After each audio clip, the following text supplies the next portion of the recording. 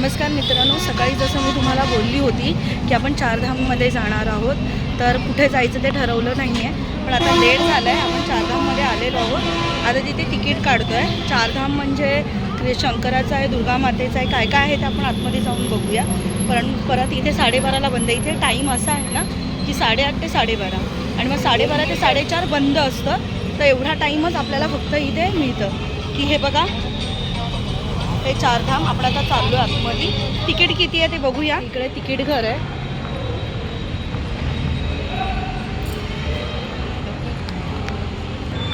Ticket काढलं इथे, free आहे. मला आधी वाटलेले चार्जेस असतील म्हणून, पण चार्जेस नाही आहे, फ्री ऑफ कॉस्ट आहे. इकडे जेंट्स, इकडे लेडीजची चेकिंग आहे. सगळ्यात महत्त्वाचं महादेव चेकिंग झालेली आहे. सगळ्यात महत्त्वाचं पहिलं तर गणपती बाप्पाचं दर्शन, नंतर माझे भोलेनाथ. इकडे चप्पल आहे. चप्पल अशा आपण तुम्ही बॅगेमध्ये इथे असं भरायचं आणि द्यायचं. चप्पलची सिस्टम चांगली आहे की तुमची चप्पल हरवणार नाही. हे असे चप्पल भरायचे, त्यांच्याकडे द्यायचं, ते लोक कुपन देतात आपल्याला. कुपन घेऊन यायचं, म्हणजे चप्पल कुठे मिस झालं वगैरे नाही. हर हर महादेव, हर हर महादेव. हे बघा, हे अर्धनारीचं पण ग्रुप आहे. हे कारंजे आहेत.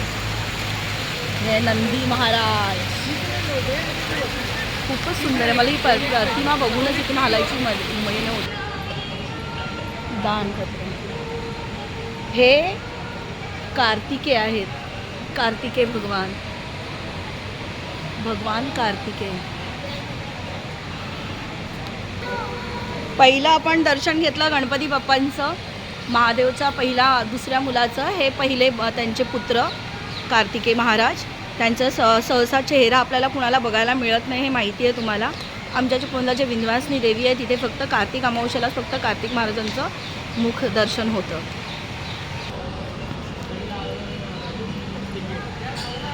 जिथे महादेव आहेत तिथे नंदी नसेल असं कसं होईल ना. नंदी महाराज आहेत बघा.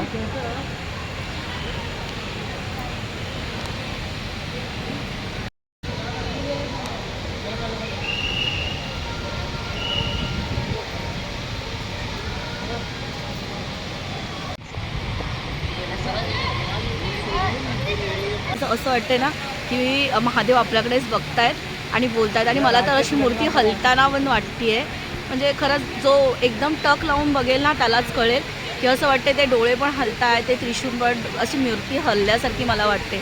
फीलच वेगळं येतं आहे. ते एक सुंदरच आहे खरंच. हर हर महादेव.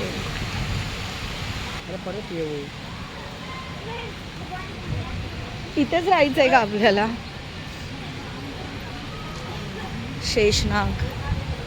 शेषनाग नाही, सुंदर बनवलंय बघा.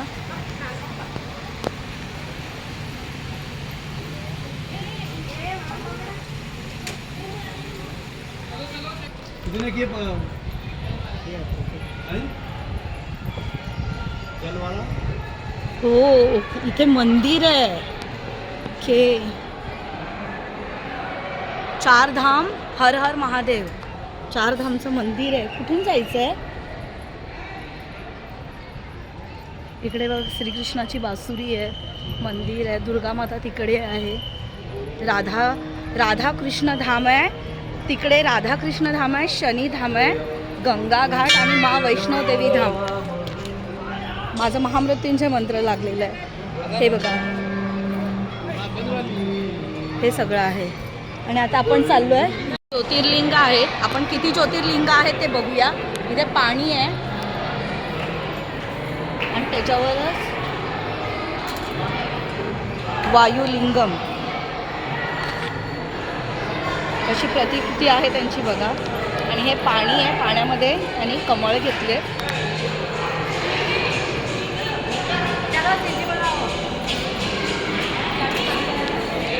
हे ज्योतिर्लिंगम आहे.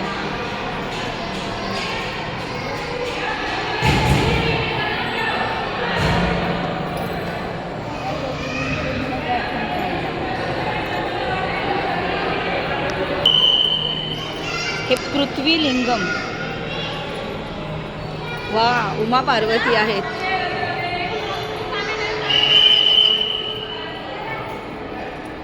पृथ्वी लिंग,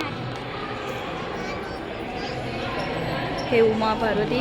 असं तुम्हाला बघायला खरंच फार म्हणजे हे आहे. पहिल्यांदा मी असं महादेव आणि पार्वतीला बघते. अतिशय सुंदर असं आहे.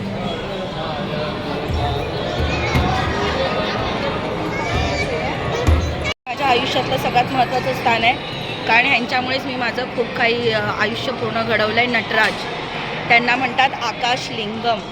यह शिवलिंग आकाश लिंगम के रूप में विख्यात है, जो कि नटराज स्वरूप में नटराज मंदिर चिदंबरम तमिलनाडु में स्थापित है. तो ये तर इथे असं त्यांचं लिहिलेलं आहे. आणि नटराजची मूर्ती बघितल्यानंतरच कळतं की नटराज आहे. त्यांच्यामुळेच माझं आयुष्य घडलेलं आहे. तर तुम्ही बघू शकता. आणि उमा पार्वती, आपण आता हे अजून एक लिंग बघितलं आहे. हे लिंग आपण आता आपण जाणार आहोत. पुढे नटराजचं कुठे बोलले, चिदंबरम आणि तमिळनाडू में स्थापित है. तर आपण नेक्स्ट कुठे पिकनिक जर बघितली तर मी नक्की इथे जाणार आणि नटराजचं दर्शन घेऊन येणार.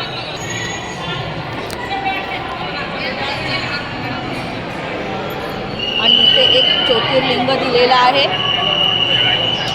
वरुण लिंगम. वरुण लिंगम म्हणजे वाटर लिंगम. इस लिंग को जल में शिवलिंग के नाम से जाना जाता है. भगवान शिव के इस लिंगम को स्वयंभू कहा जाता है, जिसका अर्थ है स्वयं प्रकट, जो कि जम्मू कश्मीर मंदिर तिरुपनवेल तमिळनाडू में. म्हणजे तुम्ही बघाल का ह्यातले मोस्टली जे पण आहेत ना ते तमिळनाडूमध्येच आहेत. की बघा ह्याची प्रतिकृती कशी आहे. आणि हे स्वयंभू प्रकट झालेलं आहे, त्याच्यामुळे त्याला वरुण लिंगम म्हणून बोललं जातं. आणि हे असे आपण लिंग जे आहेत ते आपण बघितलेले आहेत. अतिशय सुंदर आहे हे नटराज. भगवान शिवजी का नटराज रूप.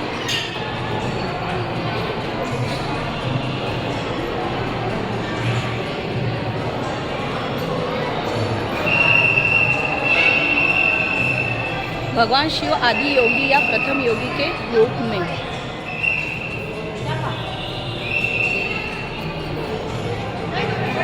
भगवान शिव अघोरी के रूप में. आपण म्हणतो ना अघोरी लोक का मानतात शिवजीला, आणि तुम्ही हिमालयामध्ये पण गेला तर तेच असतात.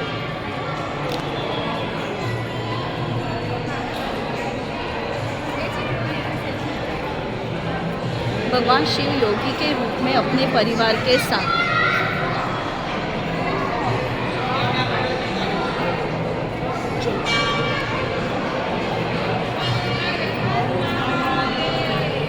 हर महादेव, हर हर महादेव. भगवान शिव का दिव्य नृत्य तांडव स्वरूप, जे आम्ही आमच्या नृत्यामध्ये मानतो नेहमी.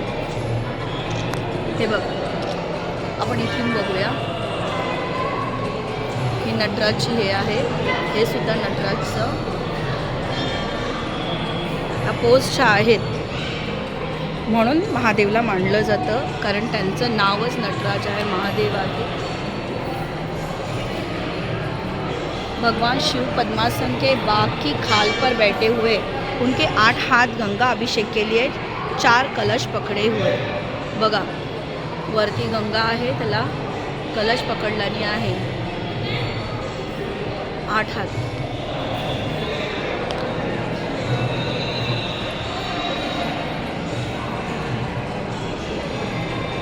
अतिशय सुंदर असं केलेलं आहे त्यांनी.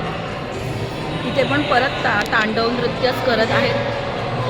शिवजी का विश्वास के बाद का स्वरूप, मध्यम तांडव स्वरूप. शिवजी की तिसरी आंख, त्रिशूल और डमरू. जेव्हा समुद्रमंथन केल्यानंतर जेव्हा ते शिवजीने विष प्याले, म्हणून त्यांना नीळकंठ म्हणून असं नाव पडलेलं आहे. नीळकंठ नाव पडलं आहे, त्याच्यामुळे तेव्हा त्यांनी विष प्याल्यानंतर त्यांनी हा असं हे केलेलं आहे. तांडव म्हणून तिथे लिहिलेलं आहे की विष.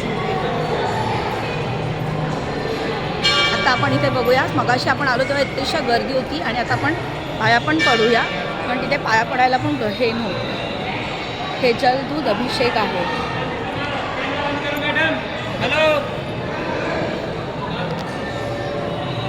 शंकर पार्वती आहे, त्यांच्या पार्वतीच्या मांडीवर गणपती बसले आहेत, शंकर महादेव आहे, त्यांच्या कार्तिक आहे, खाली कार्तिक महाराजांचा मोरपंख आहे आणि नंदी महाराज सुद्धा आहेत. चला आता आपण बाहेर चाललो आहोत. हे शिवशालीचा चालीसा जे आपल्या घरात चालतं रोज, हे बघा रुद्रमंत्र. कळलं ना तुम्हाला आपण कुठे होतो? ह्याच्यावरती महादेवची मूर्ती आहे. हे बघा, आपण जी महादेवची मूर्ती बघितली ते महादेवच्या मूर्तीच्या खाली हे सगळे लिंग आहेत जे आपण आत्ता ज्यांचं दर्शन घेतलं. पहिला धामचा लॉग मी पूर्ण करत आहे आणि आपण भेटूया आता दुसऱ्या लॉगमध्ये. Thank you, bye.